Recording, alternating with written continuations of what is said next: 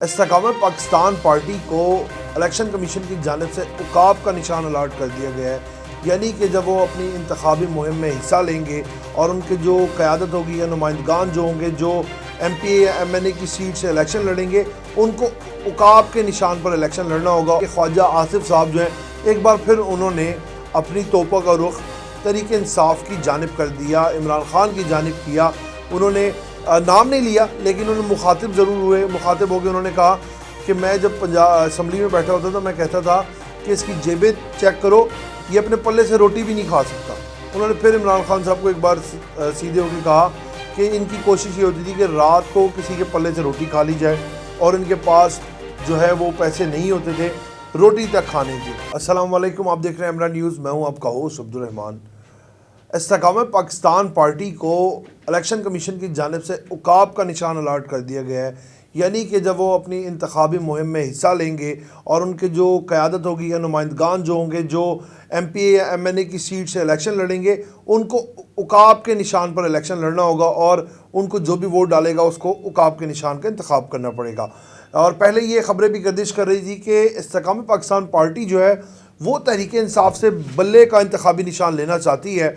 और ये ख़बरें भी साथ गर्दिश करती रहीं कि इस तरह तभी हो सकता है कि जमात जब तक कल अदम करार न दी जाए तो उसका इंतखाबी निशान नहीं लिया जा सकता। तो ये काफ़ी ख़बरें गर्दिश करने के बाद आज बिल आखिर इस्तेकामत पाकिस्तान पार्टी को उकाब का निशान मिल गया है। और इलेक्शन कमीशन और वकील के दरमियान काफ़ी मुकालमा भी चला कि सदर जो है उन्होंने मांगा है तो चेयरमैन कहाँ है, चेयरमैन को जबकि ये हक़ होता है कि वो आके इंतखाबी निशान ले। तो उन्होंने फिर आपस में मुकालमा किया काफ़ी बहस मुबाहिसा के बाद बिल आखिर, क्योंकि और भी जो दीगर जमातें थीं उन्होंने भी ये दरख्वास्त ज़ाहिर की हुई थी कि उन्हें भी उकाब का ही निशान चाहिए, जिस पर इलेक्शन कमिश्नर ने कहा कि सिर्फ आपको उकाब के निशान की ही हर जमात को क्यों ज़रूरत है, कोई और ऑप्शन रख लेते हैं। लेकिन इस्तेकामत पाकिस्तान जैसे कि एक नई पार्टी वजूद में आई है और दूसरी छोटी पार्टियों की बनस्बत ये थोड़ी मुस्तहकम है, एक मजबूत पार्टी नज़र आ रही है छोटी पार्टियों की बनस्बत। बड़ी पार्टियां तो अपनी जगह पे हैं, जैसे पीपल्स पार्टी, नून लीग और दीगर जमातें हैं वो अपनी जगह पे, लेकिन जो भी नई जमातें बनी हैं उनकी बनस्बत इस्तेकामत पाकिस्तान जल्दी ग्रो करके गई है। क्योंकि तहरीक इंसाफ जब तितर बितर हुई है तो इसकी जो क़यादत थी, जो इसके बड़े नाम थे चंद एक, वो इस्तेकामत पाकिस्तान पार्टी में चले गए। इस वजह से इस्तेकामत जो पार्टी बनी थी इस्तेकामत पाकिस्तान, उसको जल्दी मकबूलियत भी मिली और उसने एक अपनी जगह बना ली मखसूस, लेकिन इतनी बड़ी जगह नहीं बनाई जैसे आज नून लीग की जगह है या पाकिस्तान पीपल्स पार्टी की जगह है। उस मुकाबले की जगह अभी तक इस्तेकामत पाकिस्तान पार्टी नहीं बना सकी। हाँ, जो हालिया हालात नज़र आ रहे हैं वो ये है कि जनूबी पंजाब और लाहौर और दूसरा जो मशरक़ी पंजाब है उधर से चंद नशिस्तें ले सकते हैं ये, लेकिन एक भारी अक्सरियत में अभी तक जो बड़े जो तजिया कार है वो तजिया कर रहे हैं और जो बड़े सियासतदान हैं उनका यही कहना है कि अभी उस तरीके से इस्तेकामत पाकिस्तान अपनी जगह नहीं ले सकती। और दूसरी बड़ी खबर ये कि ख्वाजा आसिफ साहब जो हैं एक बार फिर उन्होंने अपनी तोपा का रुख तहरीक इंसाफ की जानिब कर दिया, इमरान खान की जानिब किया। उन्होंने नाम नहीं लिया लेकिन उन्होंने मुखातिब ज़रूर हुए। मुखातिब होकर उन्होंने कहा कि मैं जब पंजाब असम्बली में बैठा होता था मैं कहता था कि इसकी जेबें चेक करो, ये अपने पल्ले से रोटी भी नहीं खा सकता। उन्होंने फिर इमरान खान साहब को एक बार सीधे होकर कहा कि इनकी कोशिश ये होती थी कि रात को किसी के पल्ले से रोटी खा ली जाए और इनके पास जो है वो पैसे नहीं होते थे रोटी तक खाने के। तो कहते अगर हम ने जो आगे हुकूमत संभाली हमने कोई फातह हासिल नहीं की, लेकिन हमने दिफा ज़रूर किया है। अगर हम उन हालात में आगे हुकूमत ना संभालते तो मुल्क डिफ़ॉल्ट हो जाता और डॉलर 500 या 600 रुपये पे होता। और कहते हैं उनकी कोशिश भी यही थी कि मुल्क को दिफा किया जाए ना कि फातह किया जाए।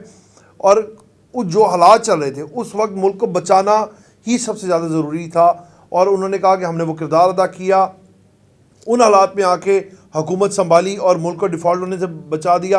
कहते उस जमात का प्लान भी यही था। उनके आप टेलीफोनिक राब्ते चेक कर लें, उनकी टेलीफोन कॉल्स जो हैं उनकी रिकॉर्डिंग सुन लें और जो IMF को ख़त ख़िताबत का सिलसिला जारी था वो देख लें कि उस जमात का जो था मिशन क्या था। उन्होंने इस बार फिर जो है तहरीक इंसाफ के चेयरमैन इमरान खान साहब को सीधी सीधी सुनाई है। उन्होंने कहा कि अगर ये हम लोग आके ये शहबाज शरीफ साहब इस दौरे हुकूमत को ना गिरा के संभालते, अपनी जगह ना बनाते तो आज मुल्क जो है वो डिफ़ॉल्ट हो चुका होता और मुल्क के बुरे हालात हो जाते और ऐसे माशी बुरे हालात होते कि जो बाद में किसी से संभलते भी नहीं।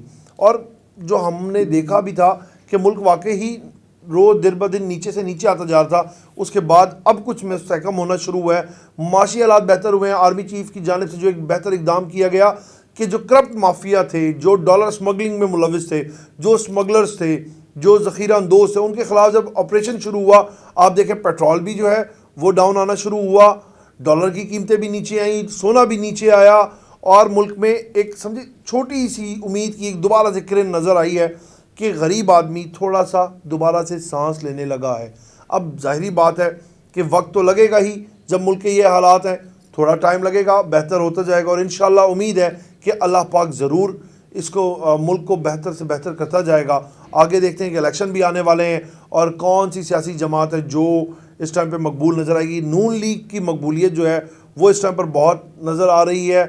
मियाँ नवाज शरीफ मरी गए हुए हैं और मरी से वापस आएंगे, उसके बाद देखें कि नून लीग अपना इंतखाबी मुहिम का आगाज़ किस तरह से करती है। फ़िलहाल जलसे जलूस तो चल रहे हैं, लेकिन जो भरपूर कंपेन शुरू होगी उसका सबको इंतज़ार है कि वो किस दिन से शुरू होगी और इलेक्शन कब हो जाते हैं। इसी के साथ अब अपने मेज़बान को इजाज़त दें, आपसे फिर मुलाकात करेंगे नई स्टोरी नए व्लॉग के साथ। तब तक के लिए अल्लाह निगहबान।